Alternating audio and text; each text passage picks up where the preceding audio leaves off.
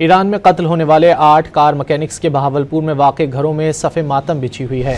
गम से निढाल लवाहिकीन वाक़े के खिलाफ सरापा एहतजाज हैं। बहावलपुर के रिहायशी मकतूलीन के घरों में ताज़ियत करने वालों का सिलसिला जारी है। लवाहिकीन गम से निढाल हैं और हर आँख अश्कबार है। वरसा ने नाहक कत्ल के खिलाफ एहतजाज किया। उन्होंने हुकूमत से अपने प्यारों की मैयतों को फौरी पाकिस्तान लाने की अपील की है। ईरान में कत्ल होने वाले 8 कार मैकेनिक्स के बहावलपुर में वाक़े घरों में सफ़े मातम बिछी हुई है। गम से निढाल लवाहिकीन वाक़े के खिलाफ सरापा एहतजाज हैं। बहावलपुर के रिहायशी मकतूलीन के घरों में ताज़ियत करने वालों का सिलसिला जारी है। लवाहिकीन गम से निढाल हैं और हर आँख अश्कबार है। वरसा ने नाहक कत्ल के खिलाफ एहतजाज किया। उन्होंने हुकूमत से अपने प्यारों की मैयतों को फौरी पाकिस्तान लाने की अपील की है।